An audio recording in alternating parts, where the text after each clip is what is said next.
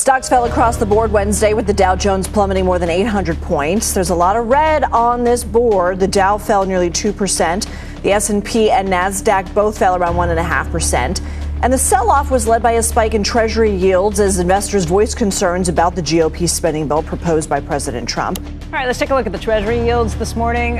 You do see slightly lower yields, but that 20-year is now at 5.1%, just over that. The 10-year at 4.58, the 5-year at 4.13, and the 2-year above 4% as well. This came after a big jump in yields yesterday on a lousy 20-year bond auction. For more insights and volatility on the bond market right now, what it means for investors. A 20-year auction. Now, a 20-year maturity for a lot of people in the bond market, not a great maturity. A weak 20-year auction for a lot of people in the bond market, not worth paying attention to. Why was it so important this time around? Is it a reason to sell or an excuse to sell? आप इसे क्या कहेंगे जब दुनिया की सबसे बड़ी economy हर single minute में $4 मिलियन का कर्ज बना रही हो और ठीक उसी वक्त उसका सबसे बड़ा क्रेडिटर अपना सपोर्ट खींच ले? जरा सोचिए, यूएस 2025 के सेकंड क्वार्टर में $850 बिलियन के कैश फ्लो की उम्मीद कर रहा है, लेकिन आता सिर्फ आधा है। ठीक उसी पल चाइना $1.7 ट्रिलियन के यूएस ट्रेजरीज डंप कर देता है, जिससे डॉलर बुरी तरह गिर जाता है और वॉशिंगटन को सिर्फ बत्तियां जलाए रखने के लिए, यानी कि बेसिक काम चालू रखने के लिए $514 बिलियन उधार लेने पड़ते हैं। मॉर्गेज रेट्स आसमान छूने लगते हैं, महंगाई भी राज जाती है, एलाइज भी साथ छोड़ने लगते हैं और अचानक यूएस डेट उतना सेफ नहीं रहता जितना पहले हुआ करता था। ये कोई रैंडम गड़बड़ नहीं थी, ये पूरी दुनिया के लिए एक वेकअप कॉल था। तो अब आगे क्या होगा? ये इकोनॉमिक पावर के सारे नियम बदल सकता है। यूएस अब तेजी से कर्ज जमा कर रहा है, हर 60 सेकंड्स में $4 मिलियन। लेकिन ये बोझ तब और भारी हो गया जब चाइना ने अपने ट्रेजरी होल्डिंग्स बेचने शुरू कर दिए। बीजिंग ने $1.7 ट्रिलियन के यूएस बॉन्ड्स बेच दिए हैं, जिससे बोरोविंग की ऐसी होड़ मची कि ट्रेजरी को $514 बिलियन जुटाने पड़े। ये फरवरी के फोरकास्ट से 317% ज्यादा था। ब्लूमबर्ग की रिपोर्ट है कि यह सेल ऑफ तब हुआ जब वॉशिंगटन ने यूएस बैंक्स को एक चाइनीज ईवी बैटरी कंपनी के $5.3 बिलियन के आईपीओ में बैकिंग देने से रोक दिया। यह कदम सिर्फ फाइनेंस के बारे में नहीं था, यह एक जियोपॉलिटिकल चोट थी और चाइना ने इसका जोरदार जवाब दिया। डॉलर 9% नीचे गिर गया, बॉन्ड यील्ड्स तेजी से बियराज गए और सोने की कीमतें आसमान छूने लगी क्योंकि इन्वेस्टर्स डॉलर बेस्ड एसेट्स से भागने लगे। अब यूएस अपनी ग्लोबल स्ट्रैटेजी को ऐसे पैसों से फंड करने में फंसा है जो उसके पास है ही नहीं, जबकि दुनिया सोच रही है कि क्या वॉशिंगटन अब भी अपनी मनमानी चला सकता है। ये सब तब शुरू हुआ जब जेपी मॉर्गन और बैंक ऑफ अमेरिका को चाइनीज ईवी बैटरी मेकर के आईपीओ से हटने का ऑर्डर दिया गया। वो कंपनी जो चाइना के स्ट्रेटेजिक टेक सेक्टर से जुड़ी थी और डिपार्टमेंट ऑफ डिफेंस ने जिसे अपने मिलिट्री इंडस्ट्रियल कॉम्प्लेक्स का हिस्सा बताया था, कोई ऐसी वैसी फर्म नहीं थी।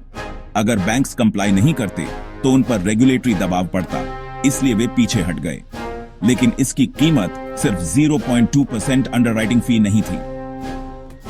रॉयटर्स का कहना है कि चाइना के फाइनेंशियल इकोसिस्टम तक एक्सेस खोने से आगे चलकर बिलियंस का नुकसान हो सकता है। चाइना ने सिर्फ प्रेस रिलीज जारी नहीं किया, उन्होंने यूएस डेट का एक बहुत बड़ा हिस्सा लिक्विडेट कर दिया। अब वॉशिंगटन मार्केट में मची उथल पुथल और प्राइवेट बैंक्स को जियोपॉलिटिकल शतरंज के खेल में प्यादे बनाने के नतीजों से जूझ रहा है। टाइमिंग रैंडम नहीं थी, ये सोची समझी चाल थी।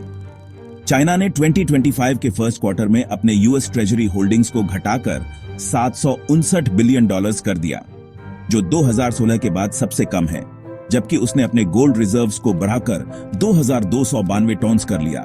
पीपल्स बैंक ऑफ चाइना के अनुसार यह लगातार 5 महीनों की बढ़ोतरी है। ये यूएस चाइना के बढ़ते टेंशन्स के बीच रिजर्व्स को डाइवर्सिफाई करने की एक बड़ी स्ट्रैटेजी का हिस्सा है। आईएमएफ डेटा दिखाता है कि ग्लोबल रिजर्व्स में डॉलर का हिस्सा 2016 में 64.7% से घटकर 2024 के थर्ड क्वार्टर तक 57.4% रह गया। पिछले सेल ऑफ्स के विपरीत ये सिर्फ मार्केट का सामान्य उतार चढ़ाव नहीं था, ये एक जानबूझकर दिया गया सिग्नल था। अब सवाल ये है कि क्या यूएस अपनी इकोनॉमिक डोमिनेंस बनाए रख सकता है जब उसका सबसे बड़ा क्रेडिटर ही पूरा खेल बदल रहा हो? 2025 के सेकंड क्वार्टर की शुरुआत में यूएस ट्रेजरी को $850 बिलियन के कैश पाइल की उम्मीद थी। इसके बजाय उनके पास सिर्फ $46 बिलियन बचे, जो उनके प्लान के आधे से भी कम थे। ये भारी शॉर्टफॉल, जो जनवरी में फेडरल डेट सीलिंग की वापसी से और भी बदतर हो गया, सरकार को उम्मीद से कहीं ज्यादा बोरो करने पर मजबूर कर गया। ट्रेजरी के एक स्टेटमेंट से पता चला कि अगर ये कैश कोलैप्स न हुआ होता तो क्वार्टर के लिए बोरोविंग $53 बिलियन कम होती। तो ऑफिशियल्स पुराने फोरकास्ट पर क्यों अड़े रहे जब आंकड़े साफ तौर पर बिगड़ रहे थे? ब्लूमबर्ग ने रिपोर्ट किया कि वॉल स्ट्रीट ट्रेडर्स लगभग $255 बिलियन के बोरोविंग फिगर की तैयारी कर रहे थे, न कि उस रकम की जो लगभग दोगुनी आई। ये अंतर इस पर गंभीर सवाल उठाता है कि रियल टाइम में फिस्कल पॉलिसी को कैसे मैनेज किया जा रहा है। अगर ट्रेजरी ने अपने स्टार्टिंग पॉइंट का इतना गलत अंदाजा लगाया तो उनके फाइनेंशियल रोड मैप में और क्या-क्या गड़बड़ हो सकती है। कुछ एनालिस्ट्स जैसे राइट्स और IPSLU के लोग उम्मीद कर रहे थे कि प्रेसिडेंट ट्रंप के टैरिफ हाइक्स से ट्रेजरी रेवेन्यू बढ़ेगा और बजट के घाटे पूरे होंगे, लेकिन शुरुआती संकेत कुछ और ही इशारा कर रहे हैं। एप्पल का उदाहरण लें। वे 2025 के सेकंड क्वार्टर में टैरिफ से $900 मिलियन के नुकसान का अनुमान लगा रहे हैं और वे पहले से ही आईफोन की कीमतें बढ़ाने की बात कर रहे हैं। इस बीच कंज्यूमर इन्फ्लेशन पिछले क्वार्टर के 2.2% से बढ़कर 3.4% हो गई, जिसका कारण इंपोर्ट कॉस्ट्स का बढ़ना है। यह सिर्फ एक मामूली झटका नहीं है, ये एक स्ट्रक्चरल दबाव है। जैसे जैसे इंपोर्ट्स घटेंगे और कॉर्पोरेट प्रॉफिट्स पर असर पड़ेगा, टैक्स रेवेन्यू शायद हायर बॉन्ड यील्ड से बढ़ते इंटरेस्ट बर्डन की भरपाई न कर पाए। अगर टैरिफ्स बजट को स्टेबलाइज करने के लिए थे, तो डेटा बताता है कि वे मुश्किलें और बढ़ा रहे हैं। हर ट्रेजरी ऑक्शन के पीछे एक परिवार है जो कम चीजों के लिए ज्यादा पैसे दे रहा है। चाइना के यूएस डेट मार्केट से पीछे हटने के साथ 10 ईयर ट्रेजरी यील्ड्स 4.6% को पार कर गए हैं और मई 2025 में 6% तक पहुंच गए। फ्रेडी मैक के अनुसार इससे मॉर्गेज रेट्स 15 साल के हाई 7.8% पर पहुंच गए हैं। ऑटो लोन्स अब 9.1% पर हैं और स्टूडेंट लोन्स औसतन 6.6% पर हैं। चीजें खरीदने की क्षमता तेजी से कम हो रही है। Consumer price index first quarter में 3.4% तक चियाज गया, जो पिछले क्वार्टर में 2.2% था, जिसमें फूड और एनर्जी कॉस्ट सबसे आगे थे। ये सिर्फ इकोनॉमिक फ्रिक्शन नहीं है, ये असल जिंदगी की परेशानियां हैं। ब्लूमबर्ग ने हाउसहोल्ड परचेसिंग पावर में ईयर ओवर ईयर 5.1% की गिरावट भी नोट की, जिससे मिडिल इनकम परिवारों पर सबसे ज्यादा असर पड़ रहा है। कमजोर डॉलर के मुकाबले इंपोर्टेड जरूरी चीजें महंगी होने से, और हाँ, चाइना के बॉन्ड सेल ऑफ के बाद से डॉलर 9% नीचे आ गया है। ये खर्चे बढ़ते जा रहे हैं। यहां बड़ा मुद्दा ये है, जैसे जैसे वॉशिंगटन एडजस्ट करने की कोशिश में लगा है, गर्मी फॉरेन इन्वेस्टर्स को नहीं बल्कि अमेरिकन कंज्यूमर्स को महसूस हो रही है। 2025 के फर्स्ट क्वार्टर में फॉरेन इन्वेस्टर्स ने 317 बिलियन के यूएस एसेट्स बेच डाले, जो ट्रेजरी डेटा के अनुसार 2016 के बाद सबसे बड़ा कैपिटल फ्लाइट है। यहां तक कि एलाइज भी सावधानी बरत रहे हैं। सऊदी अरेबिया, जो कभी टॉप 10 ट्रेजरी होल्डर्स में से एक था, उसने अपने होल्डिंग्स को घटाकर 126.4 बिलियन कर दिया है, जो मिड 2024 से 22% कम है। ये एक वेकअप कॉल है। यूएस इकोनॉमी दबाव में है और चाइना के कदम बदलने का असर सीधे घर तक पहुंच रहा है। सचमुच अभी ग्लोबल फाइनेंस हमारे देखते देखते बदल रहा है और ये ज्यादातर लोगों की सोच से कहीं ज्यादा तेजी से हो रहा है। कांग्रेस ने अभी एक बाईपार्टिजन मैंडेट पास किया है, जो ब्लैक रॉक और वैनगार्ड को 220 चाइनीज कंपनीज से $812 बिलियन निकालने पर मजबूर करेगा। ये सिर्फ एक नंबर नहीं है, ये इस बात का संकेत है कि ग्लोबल कैपिटल फ्लोज अब एक पॉलिटिकल बैटलफील्ड बनते जा रहे हैं। इसका नतीजा, यूएस एक्सचेंजेस पर एशियन आईपीओज बुरी तरह गिर रहे हैं।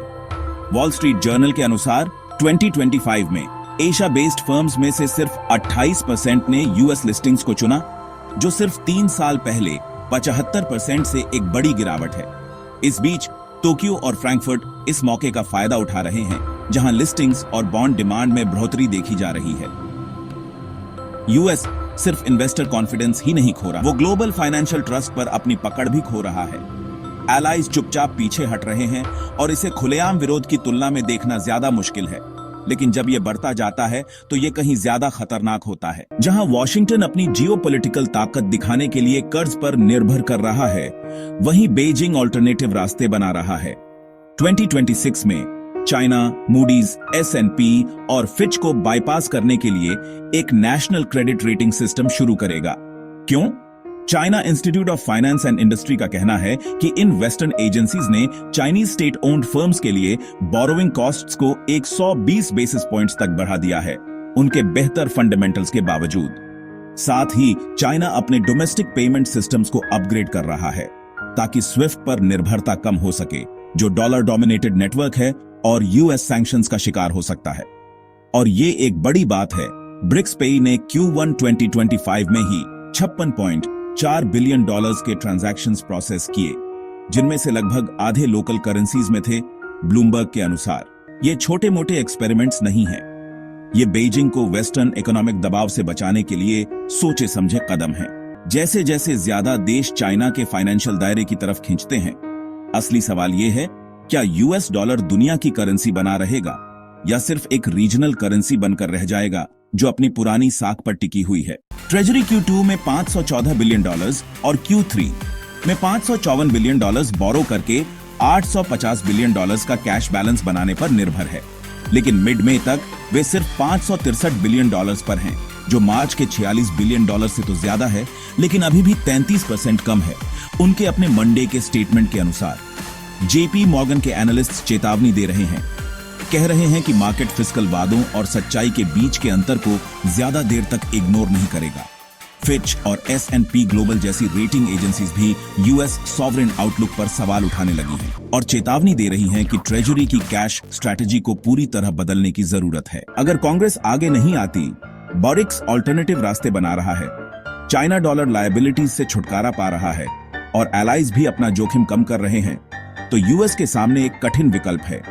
अपनी फिस्कल और फॉरेन पॉलिसी की रणनीति में सुधार करे या अपनी फाइनेंशियल डोमिनेंस को चुपचाप किसी और के हाथों में जाते देखे, जबरदस्ती नहीं बल्कि योजना बनाकर। आंकड़े झूठ नहीं बोलते। मॉर्गेज रेट्स बाआचा रहे हैं, इन्वेस्टर कॉन्फिडेंस कम हो रहा है और ग्लोबल इकोनॉमी अपना केंद्र बदल रही है।